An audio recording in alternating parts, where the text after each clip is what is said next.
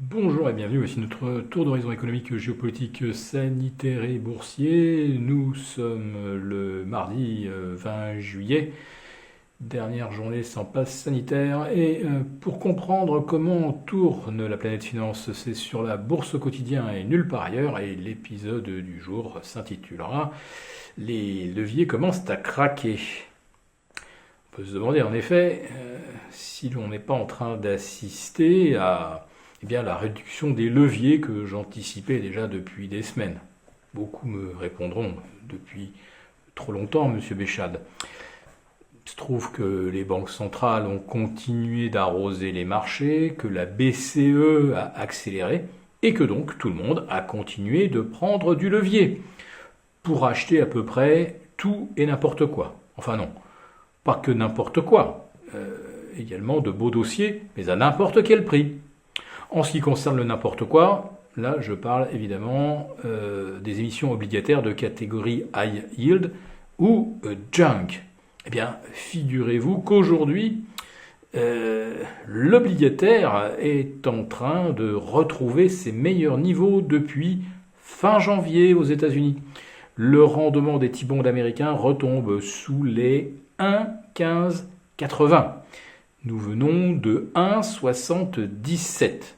Autrement dit, le rendement des T-bonds américains vient tout simplement de retracer exactement la moitié du segment 0,50-1,78 pour schématiser. C'est un retracement finalement assez classique. Mais surtout, cette détente des taux démontre que d'un seul coup, les marchés passent en risk-off. Et dans un contexte de risk-off, ceux qui justement ont acheté des emprunts de catégorie junk, ça risque de commencer à leur brûler le bout des doigts, tout ça pour un rendement qui de toute façon aujourd'hui est inférieur et largement au niveau de l'inflation. Pourquoi prendre tant de risques ? Eh bien justement, on réduit le risque. Alors on commence à prendre des bénéfices sur les valeurs qui permettent d'extraire les plus beaux bénéfices, c'est logique, mais on voit également les leviers spéculatifs se réduire, notamment sur les matières premières, avec cette chute de 15% du prix du baril de pétrole à Londres et à New York en l'espace de 48 heures. On passe par exemple sur le WTI de 76 et quelques fractions à 65,30, 66 aujourd'hui. Donc ça secoue assez rudement donc, du côté des leviers spéculatifs sur les matières premières.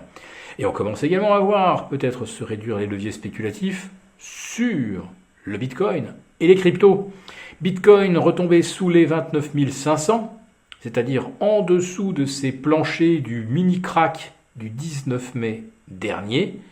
On avait réussi d'ailleurs à préserver les 30 000. Là, ça va faire maintenant 24 heures, passer en dessous des 30K. Et à 29 350, il semblerait que techniquement, la messe soit dite. Alors évidemment, on peut tracer un canal sur le Bitcoin, sur les 4 derniers mois, où l'on parviendrait à identifier un support oblique légèrement baissier, passant justement dans la zone des 29 000. Mais vous connaissez la théorie des sommets de moins en moins hauts, des planchers toujours plus bas.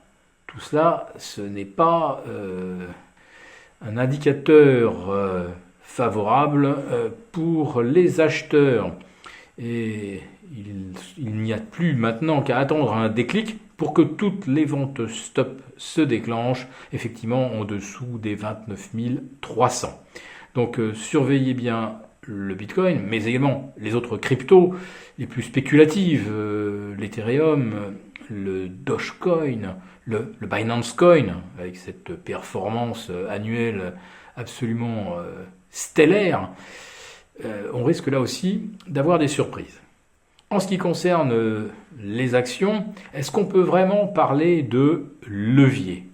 Je crois que le problème, en fait, est ailleurs. C'est que ça fait longtemps qu'on achète des actions sans se poser la question des flux de revenus qu'elles vont réellement générer.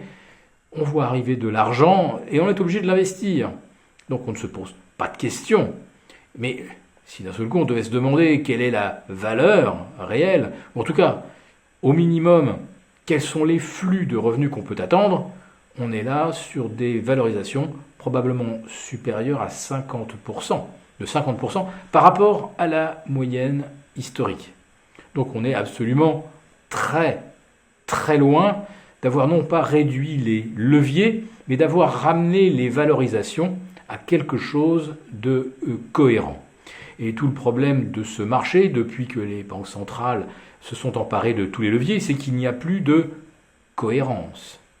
Et il n'y a plus non plus de psychologie. Parce que, finalement, c'est la Banque centrale qui fait le prix.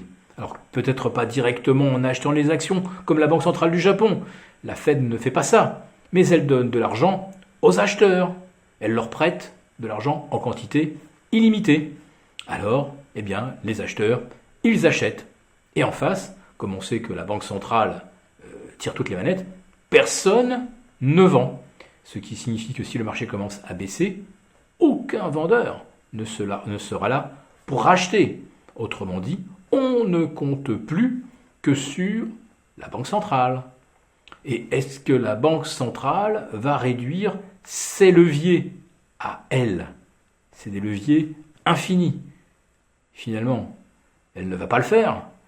Et il y a un moment où le levier va quand même craquer. Mais elle sera toute seule face à ses responsabilités, toute seule face à un chaos qu'elle aura engendré. Et nous ne voulons pas être dans ce chaos. C'est pourquoi, si vous n'avez pas encore pris vos dispositions pour couvrir vos portefeuilles, le petit rebond qui s'amorce aujourd'hui semble être un bon moment, une bonne occasion de se protéger.